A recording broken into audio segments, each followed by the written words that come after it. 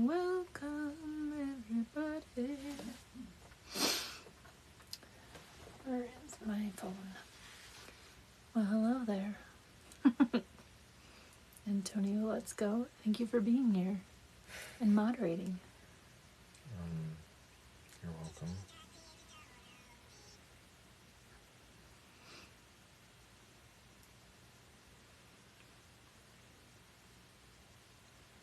Give it a second here. Maybe this would be a good time to answer some of these questions. Or maybe we'll just wait for some people to pop on.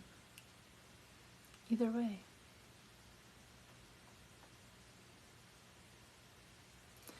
Here's a question. Hello, welcome. Thank you for joining. Say hello. Let me know where you're coming in from. Hello, hello, welcome. Did you just join twice? How? Magic. If you have a question, please be sure to drop it below. Hello, hello. Bless you. Welcome. If you have a question, be sure to put it in the Q&A box. And as soon as we get going here, we'll start rolling. I figure until we get a question, I'll go to some of the questions that were listed on my feed. So to start, let's see. Somebody asked, how do I know if it's intuition or just something I want from my inner self? So the way I'd kind of break that down is, how do I know the difference between intuition and ego? How do I know if it's something I want for myself that's more ego-based, or how do I know if it's something that's actually intuitively guided? First of all, there's nothing wrong with wanting or desiring something, as long as it's not hurtful or harmful for other people.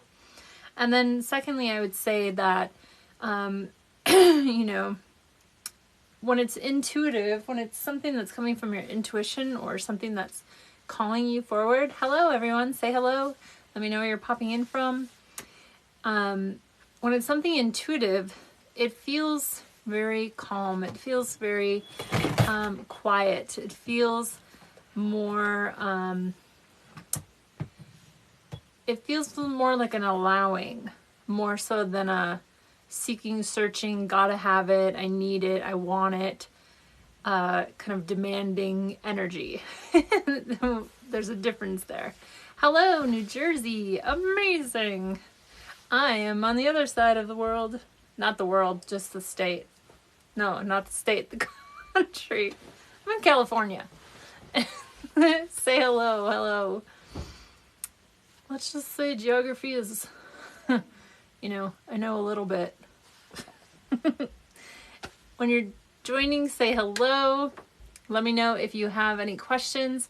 Put them in the Q&A box. That way I'm able to kind of keep track. Minnesota, fellow Midwesterner. Hello, hello. I'm originally from the Midwest. I'm originally from Wisconsin, so I know what you're going through right now. So keep going. You're almost to spring. Soon you will have sunshine. Say hello. Let me know where you're coming in from. Hello, Reno. Amazing. Reno Queen, I like your name. That's awesome. So, do you have any questions? Need any clarity? What are you going through? Really? Not just the, like, how you doing? I'm fine. What are you really questioning right now in your life? What's really coming up for you? Can't wait for spring? Yeah, I know. It's interesting when you're in a place where the seasons aren't so drastic, but you can still, there's like tiny little nuances that show you that, you know, the seasons are changing. Like here it's like, you know, oh, a cold day is like 50. Or maybe it's windy, you know. But it's usually pretty good, pretty warm. So let's see. Pop your questions in the Q&A if you have them. Let me know what you're wanting support with, what you got for me. I'm here for you. Okay, currently going through some shit. and it's making me question if I'm on the right path in my life. Okay, so this is a great question. Thank you for asking. So here's the thing. As humans, our biggest problem is that we think we should not have problems. That we think that we should, everything should be great and wonderful all the time. And it can be, if we choose to look at it that way. Okay? So every challenge, every divine storm is an opportunity to learn, to grow, to evolve. It's what you're being, it's your soul's ask of you to grow. And when we are resistant, that's where it becomes really painful. And so I don't feel like you're necessarily on the wrong path. I just feel like you're going through some challenges and some struggles right now. And there's like resistance and a desire to obviously not feel what you're feeling. And so that's one, it's normal, okay? But secondly, know that the more you can look at like the, how do I want to say, the grateful things that come out of it, right? The gratitude, the benefits, I know sometimes when you're in it, it's really hard to see like, oh, this doesn't feel good. It's not, there's nothing good about it, right? We can easily go to that place. And I invite you to explore, what if there were good things coming out of it? What if it was what brought you to your next best thing? I know, like, I'll give you an example. So when I was let me see, what example do I want to give? Well, I've been through so many divine storms, I don't know which one to start with. Well, my life story basically is one of a lot of people pleasing, a lot of, I experienced a lot of different trauma in my life, and I went through all of it, sexual abuse, emotional abuse, physical abuse, and I came to the other side of it, and I healed from it, and I now am able to support others in many different areas of life. So, so sometimes our darkest times lead to our brightest days and allow us to really support other people and to fulfill our purpose in this life. Like, we are purpose ourselves, who we are, who we be in the world, and it's an opportunity for us to really serve at the highest level and to support others in their transformation. Because really, at the end of the day, we're all trying to just walk each other home and return to love. That's kind of the whole point. So know that even if you're going through a divine storm, even if it's challenging right now, like, look at how you're perceiving it. Look at how you're looking at it and see if you can find any amount of gifts in it. I know that can be really challenging when you're in it. And the more you can do that and the more you can get comfortable with that, the easier it's going to get. So I hope that was helpful. Okay, let's see.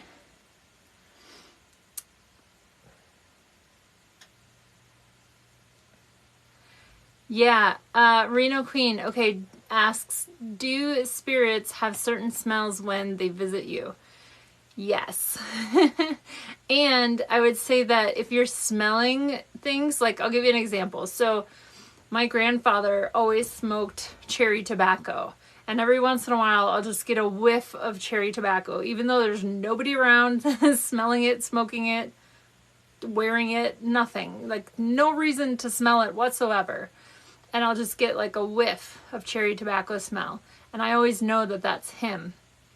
And so sometimes when you're smelling something, a lot of times if it may remind you of someone, and that is a visit from them. It also tells me that you're Claire, I'm never sure if I'm pronouncing it right, but you're Claire Gustian or something like that. Basically, your ability to smell is one of your gifts, and you're able to pick up the smells of people who have passed. So it could be an interesting piece to your gifts. But yes, it absolutely happens, where you can get a whiff of perfume or a smell of baked goods. Maybe your grandmother baked certain baked goods and it reminds you of that smell. Like, a lot of times there's different smells attached to kind of different spirits and like what you remember about that particular person or that smell associated with them. So that's absolutely a way I would say that your gifts are showing up, and then also that you're able to kind of connect to that. So yeah, spirits smell too. I hope that helps. Let's see here. If you have a question, put it in the Q&A and I'll get to it as soon as I can. Let me see here. I'm going to try and see if there's any that I missed here. Yeah, I just saw that. Okay. Okay. If you have questions, put them in the Q&A. Say hello. Hello, hello. Okay, I'll go to this one here quick. I just discovered I can feel energies, and I'm looking for guidance for my next steps. Yeah, so couple things. First, I would say, like, definitely start to discern what your energy feels like and the energies of others. That's what being an empath is. It's being able to pick up on the energy of others. You can walk into a room, understand how kind of like the vibe of the room or what's happening. You can easily take on the emotions of others. But here's the thing, it's not your job to take on. And it's really important to discern what you feel like versus what other people feel like. So you know where you begin and someone else ends. And then secondly, I would say it's really important to ground yourself, ground your energy. And this goes for everybody. Grounding is a beautiful and great way to start your day. Like, it will transform the way you show up in the world if you can ground your energy from, your morning practice. Like, put grounding into that practice. Then the other piece is to start to learn about what it means to be an empath. Different ways to navigate it and to protect yourself. Not in a like paranoid, like, things are coming at me, but more like, this is my dance space, this is your dance space, don't come into my, so you can no longer take on the emotions and energies of others, because the gift about being an empath is about being able to, yes, pick up on those energies, understand those energies, and then helps people navigate what they're going through. It's not for you to take it on and be taken down by it. That doesn't support anybody, including you. And I get that because I used to do that a lot. I would feel like I would have to carry that for everyone.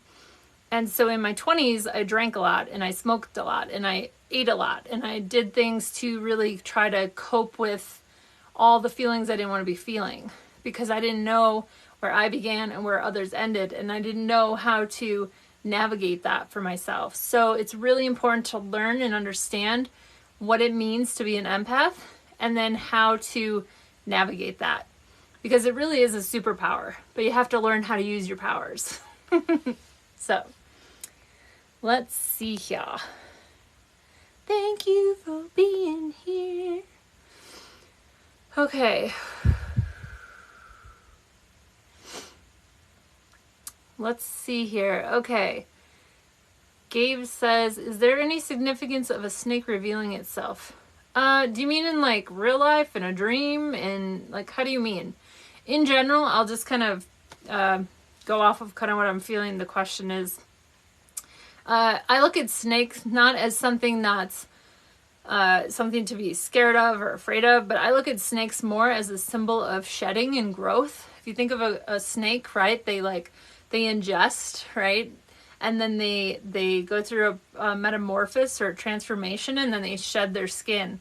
And I think that as humans, we kind of do that too, right? We learn how to heal, we ingest information, we go through different processes, and we learn different things. And then we start to grow and expand, and we start to transform our lives based on that, if we choose to do so. Many people choose not to grow too. That's, then they just stay the same. But really the point of being human is to grow, is to evolve.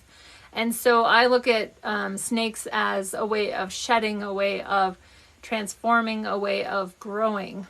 I even have one on my phone as a reminder to continue to grow, continue to expand, continue to transform, because we're meant to. And we're meant to outgrow our own skin and to be new again and to be to continue to evolve. So I look at snakes. Snakes to me represent transformation and change and a shedding of the old, and so we can be new again. So let me know if that's kind of what you meant. Let's see here. Okay. Alejandro says, hello, can you talk about clairvoyant?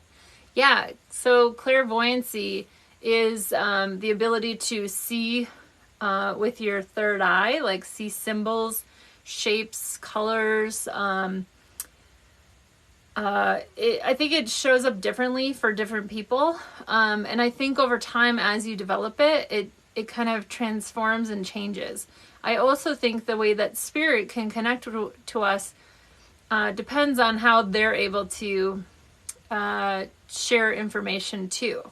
So, for example, sometimes I'll see symbols, sometimes I'll see color, sometimes I'll see like a little video playing.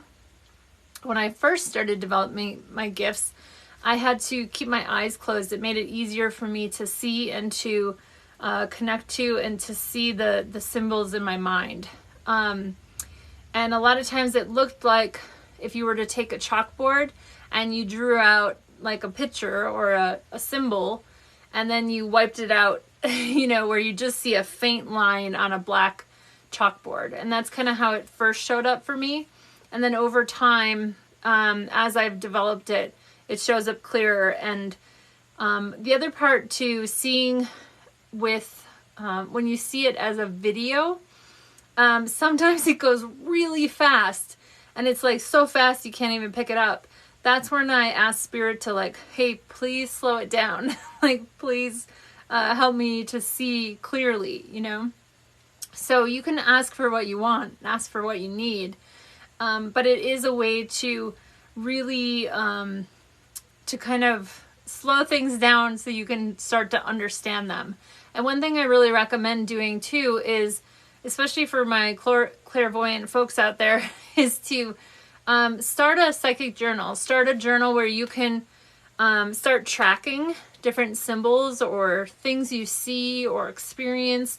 And over time, you'll start to understand what it means. Now, here's the thing.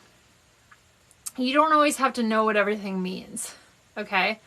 When you are receiving information, your job, like my job as a medium, as a psychic, is to deliver the information. It's not for me to decide what it means and then interpret that and then share it with the other person. I'm literally just sharing what is coming through and what I'm seeing. And really, that's the whole point of being a channel for spirit to share and to come through and to give messages. It's not for me to like sit there and analyze and decide and figure out what it's supposed to mean. Because especially when it's someone who has passed, say you're doing mediumship, if it's someone who has passed, I'm not going to have any idea what, a pan of muffins is going to mean to that other person. They're going to have a very good idea of what it means to the other person. And a lot of times spirit will give you symbols or different things that to show you what exactly they're trying to share with you to help you understand, but then you're just supposed to give the message. So it's not about trying to figure it out. It's about allowing the answer to come. That's why in the videos I always say like, allow the answer to come. Don't go like looking for it or thinking about it or guessing. You're just allowing the information to come through you. You're allowing the symbols or visions or whatever it is to just come. And so many of you too said like, oh my gosh, the answer just popped in my head. or just, you know, I just knew it, right? There's different ways that we receive and different ways that we experience our gifts. And when we're receiving messages, symbols, visuals, you know, seeing little like film strips playing in our minds, that's clairvoyancy. When it's when you're feeling, like some people on the like oracle card with the snake, they actually felt a snake kind of moving across their skin. That's clairsentient. That's the ability to feel. And then there's claircognizance, which is a knowing, like I just knew it was lion, or I just knew it was this, right? That knowing, that clear, like, ooh, I know that, right? That's claircognizance. So there's many ways that we receive information, and it's all about allowing the information to come, not going out and like searching for it or, you know, trying to figure it out. That's the mind. The mind wants to come in and tell you what the answer is. Or that can't be that simple. That's not right. That's what the mind will try to do. So just notice as you're playing some of these games, like, where's the mind trying to come in and like hijack the answer? Because it's about calming the mind, being patient, and allowing the answer to come through you.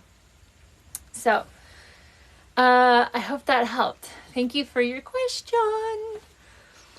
Okay, let me see.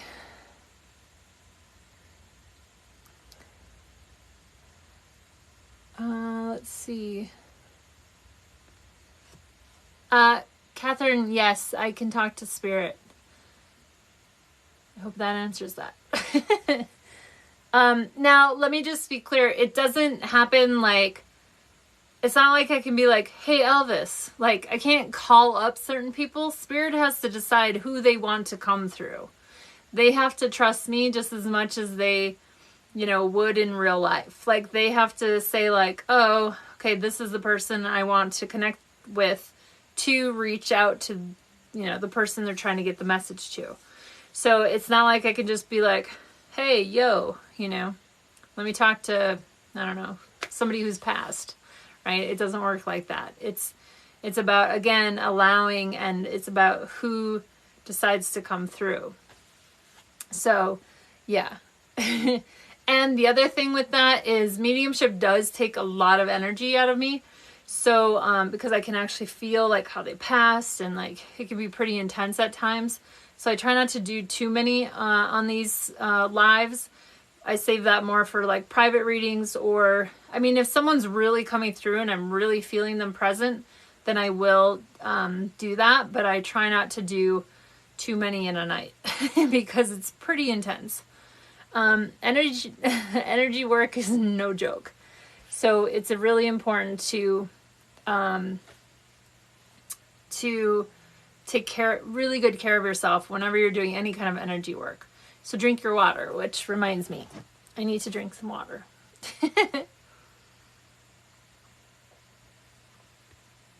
Okay. So what does seeing angel numbers mean? So there's many different meanings to angel numbers. But you may see a lot of sequences like 222, 444, 1111, things like that. 1111 is usually a sign of like a spiritual awakening, meaning you're waking up to who you really are, to your gifts, and it's also kind of to bring awareness to you that there's something important to pay attention to. And then there's also, like I said, numbers like 222, 444, other sequential numbers that will show up. Those are angel numbers. You can, a lot of times, you can sit with the number yourself, ask spirit to show you what that particular number means. And then if you want just to kind of like, you know, practice tuning in to your own knowing. And then you can always go and Google, like, what does 222 mean? Or what does 444 mean? And then there's also a great book by Doreen Virtue called Angel Numbers, where she channeled numbers 0 through 999. And you can really look up any number in between 0 and 999 and see what the meaning is. So that's a great reference book that I recommend too. to see what it, you know, the numbers that keep popping up for you, what they mean. And I know, for example, 222 is a sign that you're on the right path. It's also my birthday number, but that's one I personally see a lot. So just start tracking like numbers you see often, or just notice, and then start kind of tuning in and checking in with what they mean for you. And then you can always cross-reference and see, like, you know, what it says. But I think it's more of a kind of a way of kind of getting our attention. Like, Spirit's always trying to connect with us, trying to, you know, get our attention. And so I think sequential numbers especially are a way to be like, oh, weird. That, you know, a lot of times we'll say, oh, that was weird. Like, I've seen that, you know, every day this week or whatever.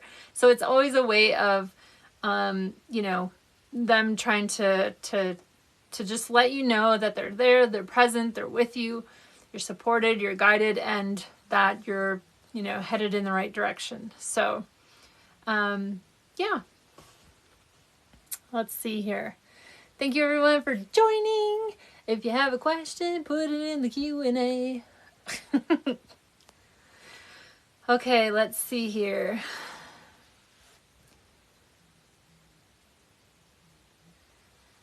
Junior, yeah, okay, vivid dreams. So dream world can hold a lot of information for us too. Sometimes, yeah, dreams can be uncomfortable. I've had dreams like that too. I don't necessarily mean or think it means like whatever happened in your dream is going to happen in real life. However, I do think it does give some information and clarity and understanding of what's maybe happening in your kind of like in your subconscious mind. So a great place to go and kind of reference or like check into is dreammoods.com. You can go there, you can kind of put a general like topic in. Like, it's, I don't know, let's say you had alligators showing up in your dream. You could put in alligators and then see like the different meanings that it gives. So you can kind of like break down your dream and see what resonates or what fits the most. And it's really about really tuning into what really resonates or feels like, oh yeah, that feels kind of true. Like, what's going on right now in my life or how I'm feeling. And a lot of times you'll see that kind of coming up. And I think some of the dreams that you're particularly having are kind of, I feel like they're kind of happening to kind of wake you up to certain aspects of situations that are happening in your life that maybe need some love or some attention. So definitely go check that out. You know, see what resonates, see what are some common like subject matters that are showing up in your dreams a lot. And then I think it's going to give you some insight into kind of what's going on, you know, underneath the surface. Kind of, that makes sense. Okay, let's see.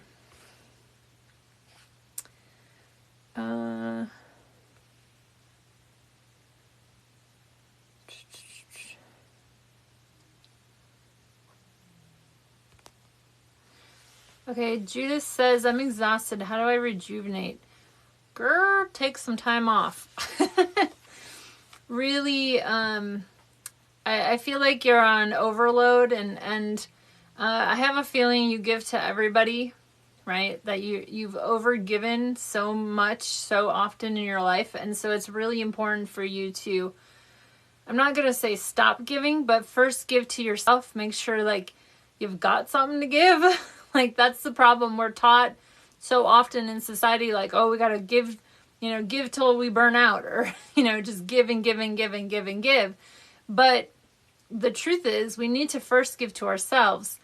And this is not to come from a selfish place. A lot of times people think like, oh, self-love is selfish. No, it's not. It's actually the most loving and kind thing you can do, not only for yourself, but for other people. Because if you're depleted, if you got nothing left to give, you're gonna have nothing to share and nothing to give. If you're running on fumes and you're running on empty, like, you got nothing in the tank. It would be like trying to go on a road trip with no gas in the car and then wondering why you can't get anywhere. Like, it's the same thing.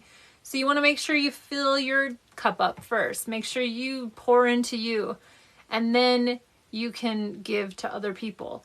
But here's the thing. It's also important to take a look at how are you giving, because sometimes we just say yes automatically and we overgive, and it's not even something we want to do, right? So it's important to slow down, to breathe, and to really ask yourself and tune in, like, okay, is this something I really want to do? And just notice. You can even, maybe some night I'll show you an example. We could do like a little exercise, but you can use your actual body as a pendulum. So if you imagine, I'm kind of like in a weird place right now to try and show you this, but I'll do it another time. Actually, I'll make a video of it and then I'll post it on the thing. You want to take time to breathe and to really come into your body and to really notice and feel like, okay, do I want to do this? Do I want to make brownies for the school play, or I don't know, whatever, or the school bake sale, right? Or whatever.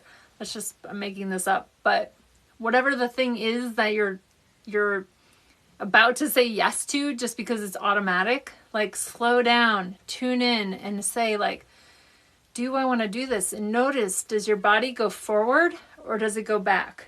And you can do this standing up and just placing your hands by your side and say, like, do I want to do this? Yes or no? And just notice, like, do you lean forward? Then I would say yes. Are you leaning back? That's a no. Like, we don't give ourselves space and time to really ask what we need or to give ourselves what we need. So one, I would say, check in with yourself and see, where are you overgiving to the point of exhaustion and depletion? Secondly, I would also say, connect to things that really excite you and light you up, and give yourself full permission to take a nap if you need to. We're taught to constantly go, go, go, and we were never meant to operate that way. We were born into and built into a system that was set up to make us into workers. We were never meant to work the amount of hours and do the amount of time that we spend, spinning our wheels. Like, that's not how we were ever meant to operate. So it's really important to slow down, to give yourself full permission to take a nap if you want to take a nap, or go on a walk, or, I don't know, go get a massage or whatever you want to do. Like, give yourself permission to give yourself the things that you desire and that you need to feel recharged, to feel rejuvenated. And then come from a place of giving and service and help, but do it in a way that feels good to you.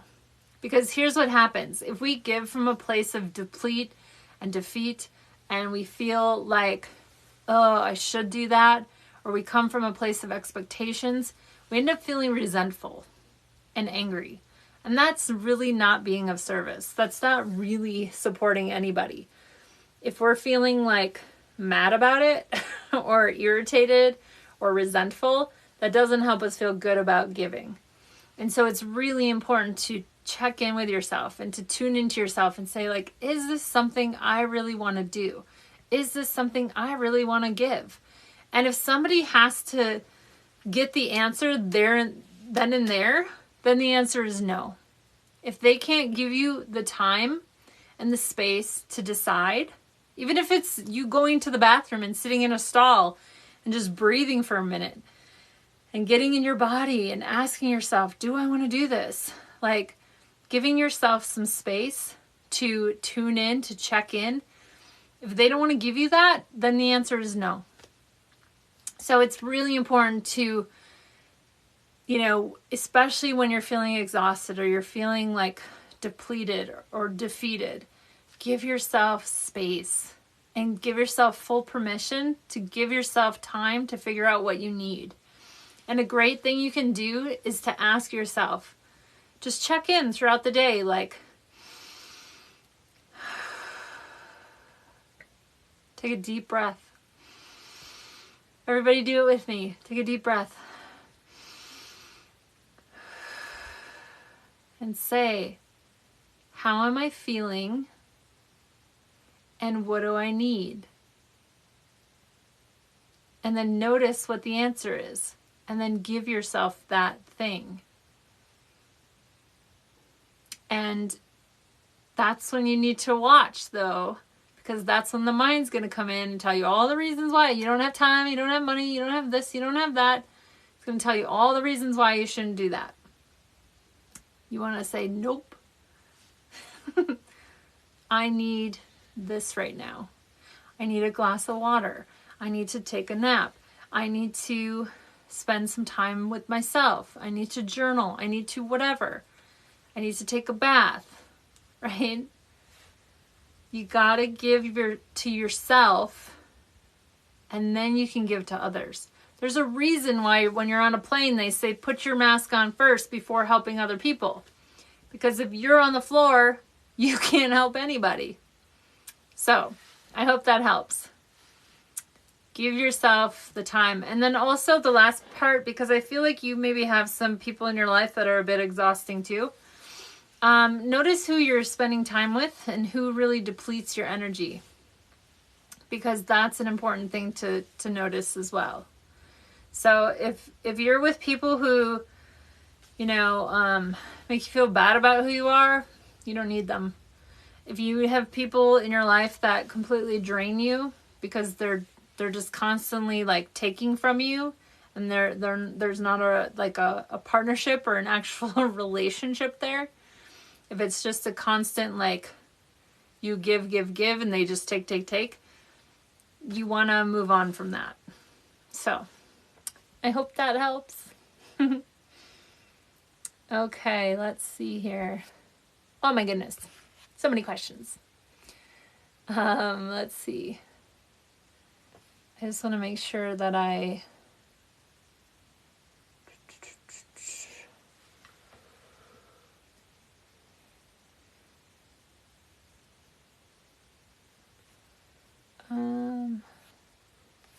if you asked a question already, if we have time, I'll come back to it, but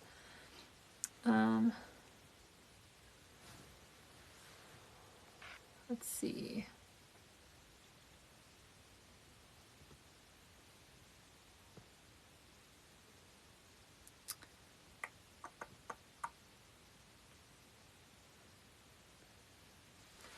Okay, Adriana, how do I talk to my spirit guides without fear? First of all, believe that,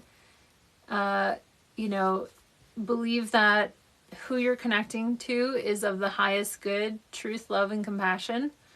So you can start off by saying that. You can say, spirit guides of the highest truth, love, and compassion, I invite you to work with me now. And so you're already setting the intention of this is the only spirit I'm inviting in. And then from there, just notice how they feel. Like, you are in full control. As a human being, you get free will. And so it works the same as if you're making a choice to go against your intuition. And it works the same if you're making a choice to only call in spirits of the highest truth, love, and compassion. So remember, you're in control and you get to ask.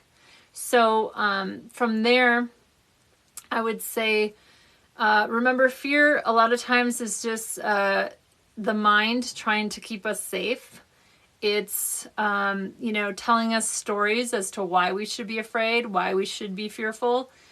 Sometimes that comes from past experiences or conditioning, or if we grew up in a, religion that said, don't do that, that's dangerous, etc., etc. Like, fear-based thinking is all kind of in the, how do I want to say? Fear-based thinking is kind of all in the, it kind of falls into a couple categories, right? It's like either to keep you safe. That's really what the mind is doing when fear comes up, whether it's like wanting to, ask for a raise or wanting to go on a date or wanting to have a tough conversation. Like when fear is activated, all it's trying to do is keep us safe. And then when other people project their fear onto us, you know, they place their own fears or beliefs onto us, they too are trying, for the most part, I'm not saying all, but for the most part, they're trying to keep us safe too. But we have to know what's right for us. So if you're feeling called to connect to your spirit, connect to yourself on a deeper level, then I would say trust that.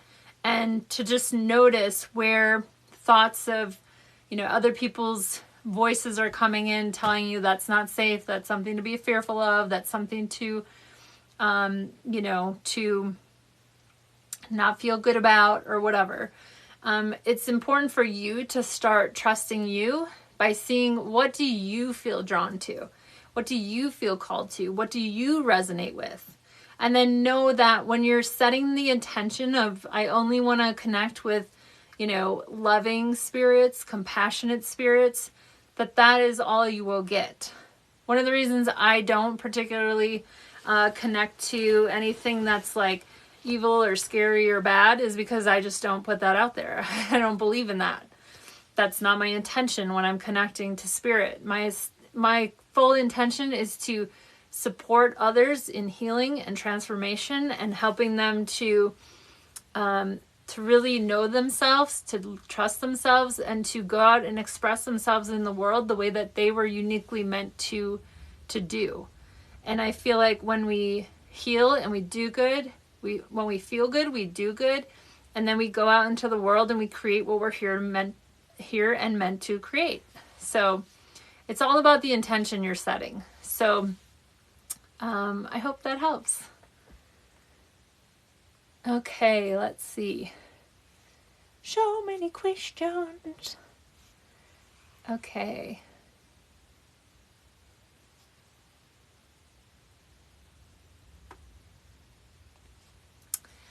If we die, we lost all memories. Thank you for the question. I don't think so. I don't think we forget. And I believe that because whenever I do mediumship, whenever people come through, they are always talking about things that have happened, you know, and how much they care for the people that they left behind. And so I don't believe that they forget their memories. Now, you know, I think there is such a thing as past lives. I think there are old souls and there are young souls. And I think we all have our own experiences we've gone through. But I don't think we ever really forget. I think it's sometimes too where we can feel blocked in certain areas because there's like past life stuff that we're having to kind of relive in a certain way and then heal so that we can move forward. And so I don't think we lose memories of the people who, I don't think when we pass on that we lose memories of the people we love. I think we've had many, many lifetimes of experiences with different people. It's why sometimes like mothers and daughters can feel like the opposite. It can feel like the daughter's the mom and the mom's the daughter. And I think sometimes it's why like it's vice versa. I think we live out many different lifetimes with different people and different relationships. And just from what I've experienced when connecting to spirit is a lot of times they will give evidence. So an evidential medium is someone who connects to spirit and gives evidence so that you know that it's real, that you're really connecting with that person. And so then you can receive the message that is meant to be given to help you, to help bring some closure to you. So a lot of times spirit will share a memory of something that I know nothing about to give to that other person to help them know that, hey, it's me, I'm here with you, you know? And so that's really all a medium does, is to deliver a message. That's it. It's nothing scary, nothing to be fearful of. Now, the ethics of some mediums is questionable. So that's something to definitely like be mindful of and make sure you feel good with the person who is reading for you. But in general, that's really all a medium does, is share the information that is coming through. So it helps you find some closure. But no, they don't forget you, and you won't forget them. Okay, let's see. Boosh. That's a fun name. No, I don't do dream interpretations. That is one skill I do not have, but I'm sure somebody out there does. I just recommend, because a lot of people do ask me about dreams, I just recommend checking out like dreammood.com and kind of breaking it down by subject, as I mentioned earlier. And then you can kind of get an idea of what it might mean. I'm sure there are people that specialize in dream interpretations. I'm just not one of them. My genre is more like transformation, healing. I coach people around fear and their process and how fear is showing up in their lives so they can create the lives they want to create, and help them heal past traumas and things like that they've experienced so they can go forward and do so powerfully and create what they're here to create. So that's more my realm. And I do know a lot about empaths and intuitive development and that sort of thing too, because I am an empath and I am psychic and I am a medium and I do channel. So my kind of life story and my experiences and my training and everything else that I've done has come together to be able to be here with you and support people on their journey and their spiritual awakenings. So thank you for the question. Okay, let's see. Okay, let's see. I've been getting a lot of deja vu. I experience that too sometimes. I think what that is like kind of, I don't want to get all like sci-fi nerdy or anything, but like, I think there's, I don't even know enough to really speak on this, but I feel like there's different timelines that we can kind of, okay, so as a psychic, I can perceive information. I can like go looking for it. And so I can look for something that has happened in the past or something in the future. And I think deja vu is kind of an experience of that, where you're kind of like seeing something that's already maybe happened or maybe is happening in the future. And then you experience it. And then it's like a remembrance of, oh, I've been here before. I've done this before. And so one, I think it's pretty normal. And then two, I feel like it's just kind of like hopping timelines, sort of. You know, I told you it was going to sound real sci-fi, but I do think we have some sort of ability to do that because, I mean, really at the end of the day, we're all made up of energy. And so just like you receive the information when you're watching these videos and you receive downloads or you receive information, I feel like you can do the same and kind of pick up on something that has either already happened or happened in the past that you're reliving. And it's like, whoa, I've been here before. So I kind of think that's like my very basic understanding of like deja vu. I have experienced it. I haven't really like researched a lot about it, but that's what I got. I would recommend doing more research for yourself on deja vu.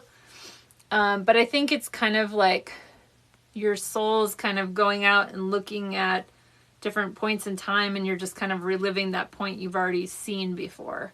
And so it kind of feels like you've already been there, done that sort of a thing. Let's see. Oh, this one's kind of the same question, so I'll ask both, or I'll answer. Okay, there's a couple here that are kind of like the same kind of question. So, how do I learn what my spiritual gifts are, and how do I contact my guides? And then how do I connect to my guides? Okay, so to answer all of those questions, I would say, one, when it comes to what are your spiritual gifts, start to notice as you watch these videos, like, how are you receiving the information? Because how you're receiving it is even more important than did you get it right. But it's noticing, like, how did it come to you? You know, did you feel it? Did you hear it? Did you see it as an image or a symbol? Did you just know it? Each of those will tell you how you received it, will tell you how you specifically, what are some of your strengths when it comes to your gifts. So, I think it's really, that's one thing to notice. So if you're like, oh, I heard the word, I'm just going to use lion because apparently that video keeps rolling. So if I heard the word lion, then okay, that's a clue that my clairaudience is pretty strong, right? Because I heard it. So that's one way. Then if you like saw a symbol, or you saw like a lion with a mane, or you saw something that represented that thing, that's your clairvoyance. Okay, that tells me you're visually very strong.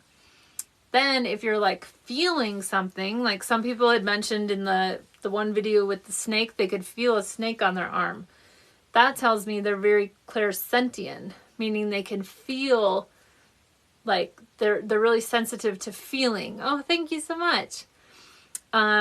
So just notice how the information is coming. If you're claircognizant and you just felt like you knew it, like, oh, I just knew that, right? That's telling you like your main gift is claircognizance. So it comes and shows up like a knowing, like, oh, I knew that, right? And it's very like, yeah, that was it. And then, as I mentioned earlier, I never know how to pronounce it, but the one where you can smell, like, that's a gift. I would say for her, she can really smell, that sense is strong for her. I think it was Reno Queen. That sense is very strong for her. So that's a way to start to notice like how you're receiving information is a clue as to what your gifts might be, and how, and then from there you can start to develop those based on which one feels really strong to you. Okay. Then the other question was, how do you connect to your spirit guides? Let's see. So, how you connect to them, there's a couple ways. I mean, there's many ways you can do it, but one of the easiest ways is to sit in meditation, sit in stillness, sit in quiet, and ask to connect to them. Ask them to reveal yourself. You can also do guided meditations to connect to your spirit guides. You can also do pendulum work, and you can also do auto writing. And all of these things are things I will be sharing more of in the coming weeks and whatnot. And I'm also in the process of building a membership site that's going to be really affordable for everyone who wants to develop their gifts more, to be able to go in there, to practice, to learn, and to be in a community of like-minded people who are also wanting to develop their gifts. Because here's the thing. One of the things I learned along my journey, when it came to my intuition, I didn't learn it from a book. Okay? Yeah, you can read up on things, sure. But the way you really develop it is by practicing and by continuing to be around other people who are doing the same thing. I was in development groups where I would be with a group of people who also wanted to develop their gifts, because the energy, just like if you've noticed in some of the videos, it seems like a lot of people are getting the same answer, even if the answer wasn't right. It's like they're picking up on the collective. And so that collective energy is very powerful in that it helps you to activate your gifts even more. So practicing and being with people and practicing with people is a great way to really start to hone into and really start to develop your gifts on a deeper level. But when it comes to connecting to your guides, there's many ways to do that. But I would say that one of the easiest ways is to sit in meditation, to find meditations that will walk you through connecting to your spirit guides. I have some as well, You can find some online, but there's many different ways to do it. It's just about taking the time to get quiet, to sit with yourself, and to ask to work with your spirit guides. And just one at a time, ask them, like, please, reveal yourself. Ask, what do you look like? What is your name? Like, we forget that we can actually, and I forgot all the time when I first started. When I first started developing my intuition, I would forget all the time that, I can ask spirit questions. Like, just like any relationship that you're developing, you can ask questions, be curious, ask them what they look like, ask them, and the biggest part to that is trusting the answer. Because that's, again, where the mind will want to come in and be like, well, that's not the answer. That can't be their name. That's not what they look like. And so it really requires you to calm the mind down, tell the mind to go take a seat, like allow the information to come and to trust whatever it is that you're getting. Thank you. Okay, time flies when you're having fun. Thank you so much for being here. If I don't get to your question, feel free to drop it in the Q&A on my feed. And, yeah, Junior, I won't spoil it in case anybody hasn't done it yet, but you are correct. Let's see. If I didn't get to your answer, put it in the Q&A, or join me here again tomorrow at 6 p.m. Pacific Central Time. Oh, I got the same question a couple times here. Okay. Let's see. I'm going to take one more because we're about to wrap up. Okay, I already asked that one.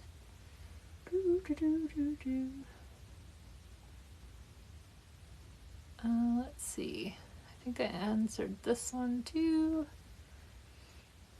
I did good tonight. I got through most of the questions. Sometimes it's really tricky for me because when I start channeling, like, it just comes out. And so sometimes I can get through not as many questions. But I trust that whoever was meant to hear whatever was shared, it was meant to hear it. So thank you for your patience. No one trusts that the way that I do things in the videos, there's a purpose for it. It's very intentional. I had someone complain about the name game video and that I did a part 2, but I wanted to see everybody's answers, so I made sure to validate anything that came through about that particular person's name that I shared, because there's so many different details about a person that I could share, but I didn't know what those things would be until I saw your answers. And so having a part 2 allowed me to really go in there and make a list of everything that you guys said that was right.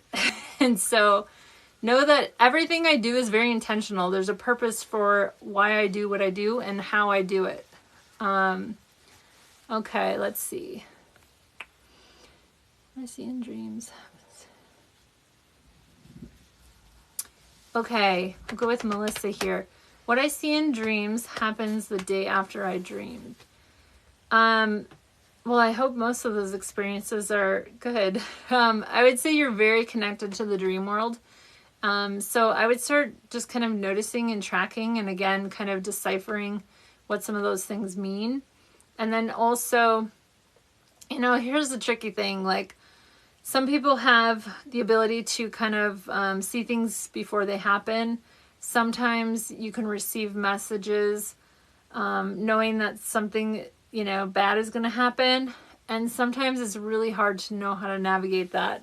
I just had that experience today. Like, 2 gigantic, I'm talking the size of cats, ravens showed up on the fence today, 2 of them. And I don't think it's a good sign. I just felt it. And then I felt my heart hurt. And, it's hard sometimes to know what to do with that. And here's the thing. What I was taught, and I stick by, is in this work, I think it's really important to have ethics and values and morals. And I kind of go by the rule of 3 Ds. I don't talk about death, I don't talk about divorce, and I don't talk about disease.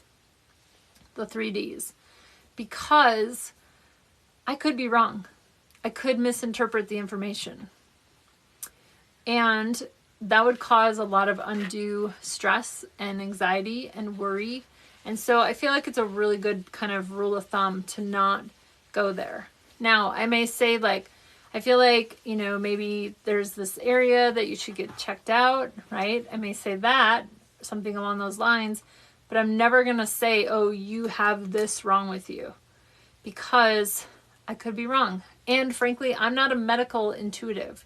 There are people who are medical intuitives, who are very clear on the human body and how it works. That's not how my gifts work. I may feel the area, I may notice the area or feel it, but I don't necessarily know what it means.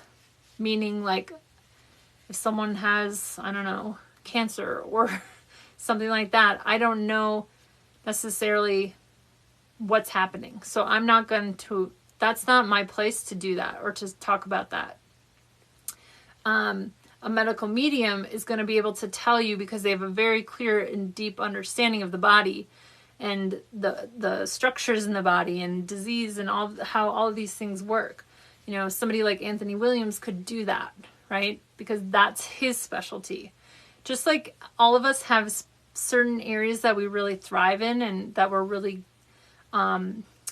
gifted at, each intuitive has their own way of how they receive information, how they do things, and how they are here to help transform the planet. And so for you, you may be really drawn to plants or animals, or you like making lotions and potions, like who knows? But it's about tuning into the way that you specifically,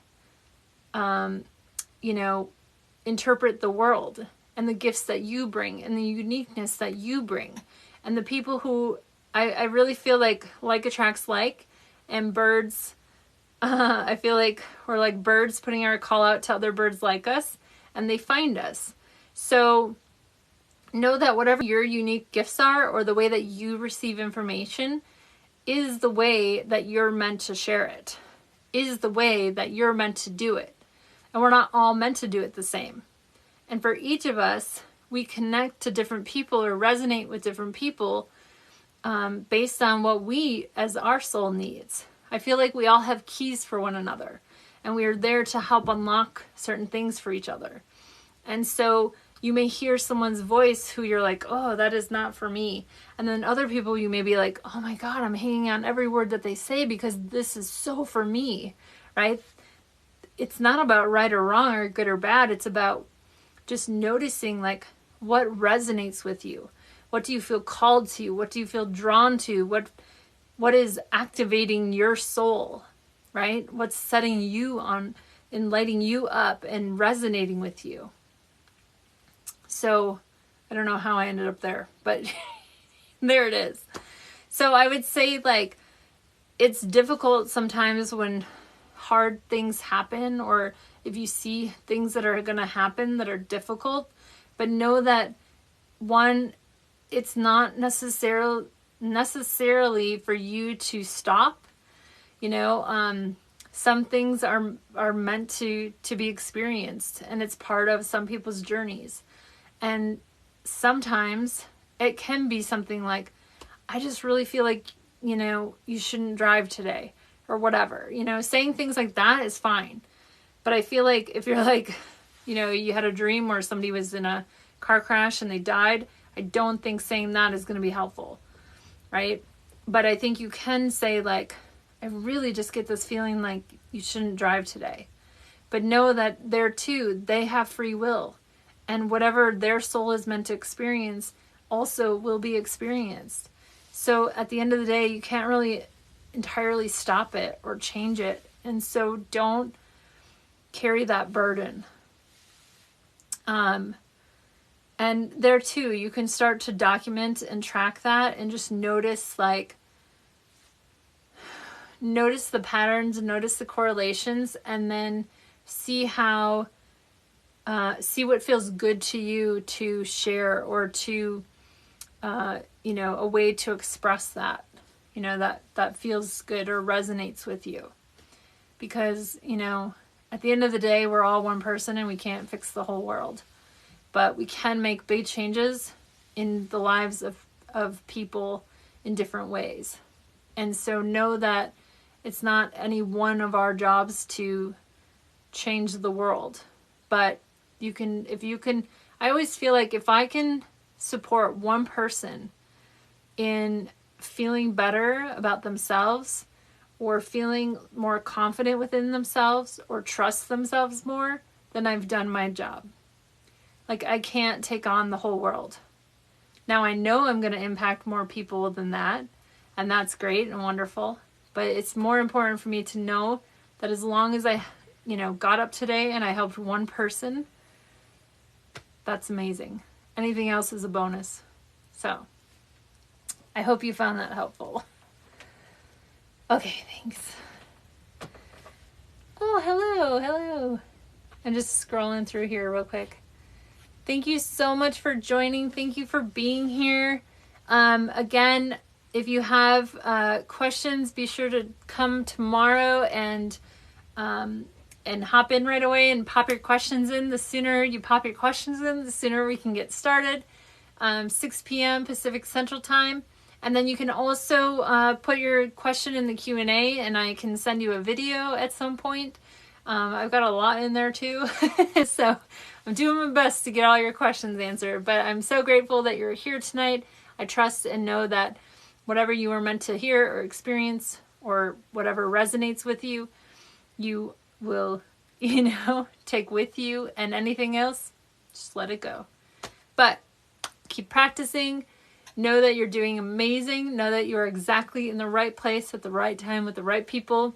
And if you're not, you will be led to those right people. So I'm sending you so much love. Thank you for being here tonight. Mwah! Have a great night.